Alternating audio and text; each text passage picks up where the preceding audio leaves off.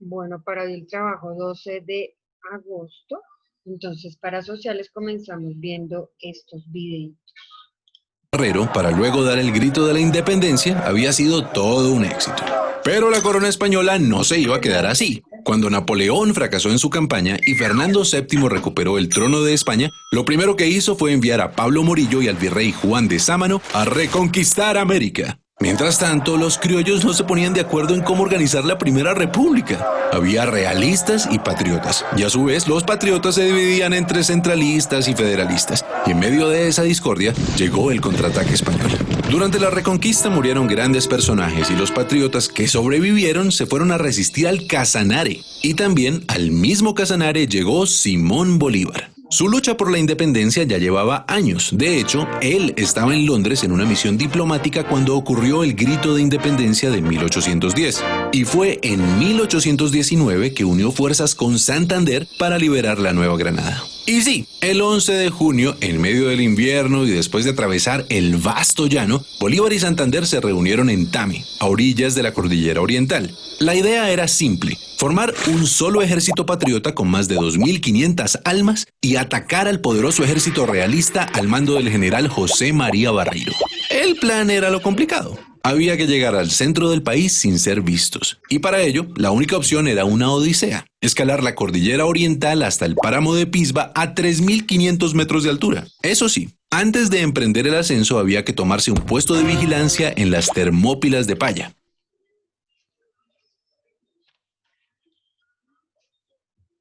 La primera victoria. Por supuesto, ni el ejército ni los caballos estaban acostumbrados a escalar montañas y muchos murieron en los peñascos. Pero el heroico plan funcionó y el 5 de julio la vanguardia patriota alcanzó el poblado de Socha. Por suerte no había realistas por ahí. En cambio, la gente de Tunja vino a recibirlos con comida, mantas, ropas y cuanto pudieron ofrecerles. Y después de un merecido descanso comenzaron las batallas. El 11 de julio a la salida de Gámeza ocurrió el primer choque. Ambos ejércitos terminaron por replegarse, pero Barreiro notó la furia de los que antes llamaba andrajosos y empezó a defenderse de Bolívar, quien ganó la iniciativa a punta de astucia y conocimiento estratégico.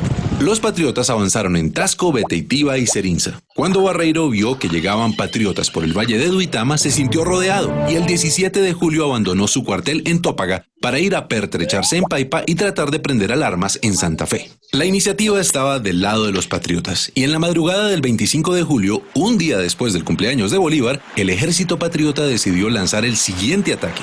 Sin embargo, cruzar el río Sogamoso en invierno no era fácil y eso le dio tiempo a Barreiro de ubicar sus tropas en los terrenos más altos, los cerros del Picacho y el Cangrejo, desde donde se domina todo el pantano de Vargas. Los patriotas quedaron en desventaja entre el río y el ejército realista que los esperaba. Era una guerra a muerte. El combate del pantano empezó a las 10 de la mañana y fue el más sangriento. La infantería patriota con Santander al mando trató de tomarse el cerro del Picacho 4 veces, pero siempre debía retroceder hasta la quebrada de Varguitas.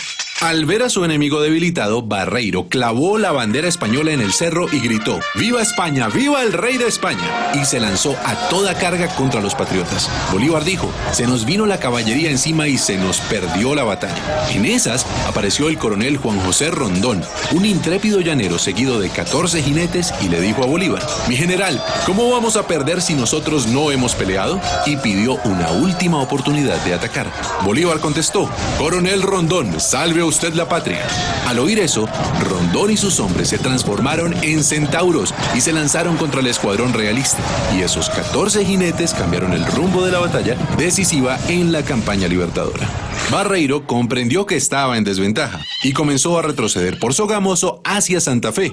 Pero Bolívar sabía que los realistas querían unir fuerzas con el virrey Sámano, así que en medio de la noche, sin prender ni una lumbre, partió hacia Tunja con la intención de cortarles el paso. Y llegó la mañana del 7 de agosto de 1819. Desde el Alto de San Lázaro, en Tunja, Bolívar y el jefe del Estado Mayor habían observado los movimientos del ejército realista.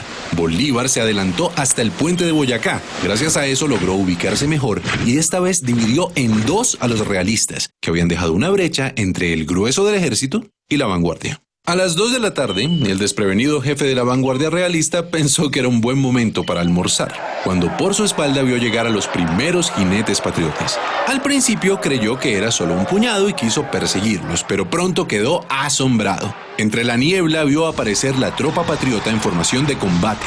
Durante la batalla, Bolívar se ubicó en lo alto, en la casa de teja, para controlar los movimientos desde ahí. A las 3 de la tarde la pelea era intensa, pero los patriotas estaban comunicados entre sí, mientras que los realistas seguían divididos.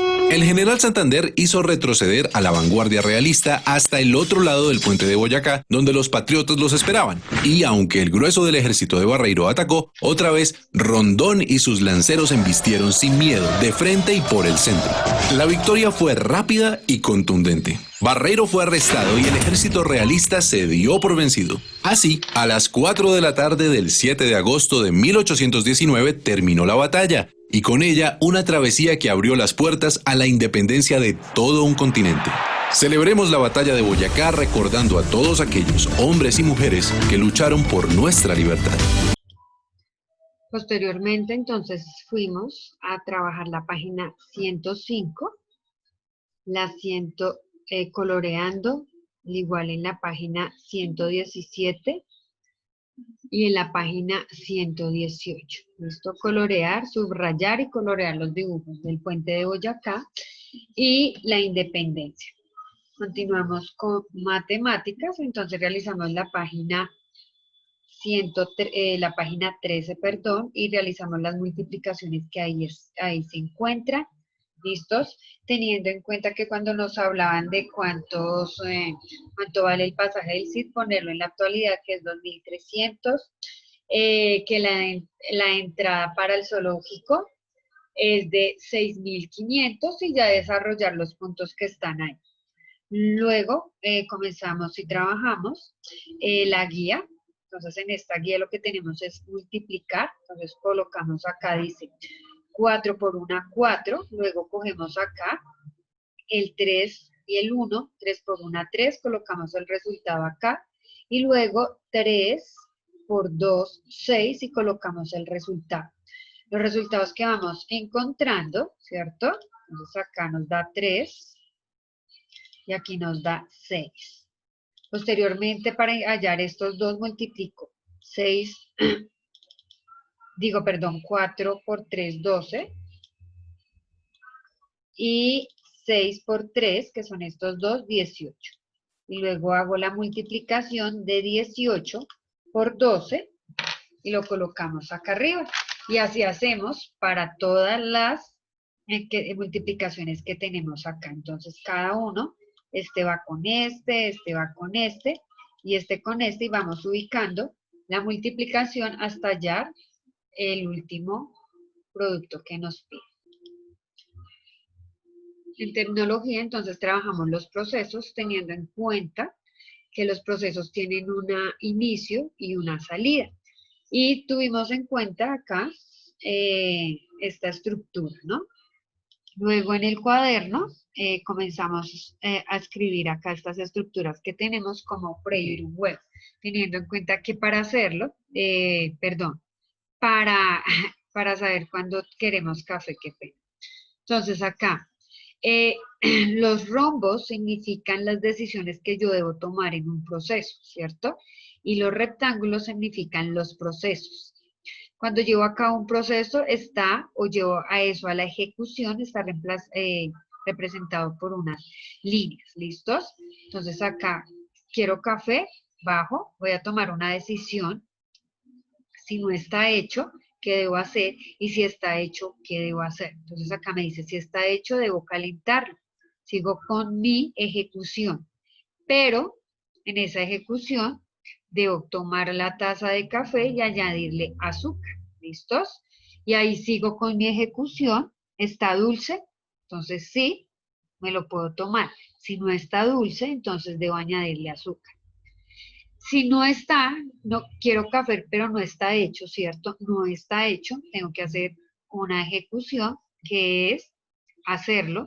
Luego la ejecución, venir acá, echarlo en la taza de café, ¿cierto? Y bajar y vuelvo a mirar. si le debo añadir azúcar o ya me lo puedo tomar. Entonces ahí nosotros tenemos una ejecución de los procesos. Así analizamos con el que hicimos cuando elaboramos la arepa, en donde tuvimos que tomar las decisiones, ¿cierto? Y qué ejecuciones realizamos, cuál fue el inicio y cuál fue el final.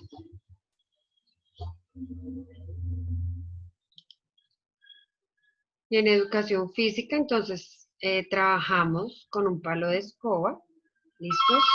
Entonces es hacer una evidencia de que se trabajó viendo el video Clases de Aeróbico por William Reeves, ¿listos? Y mostrar los ejercicios trabajados con el palo de escoba.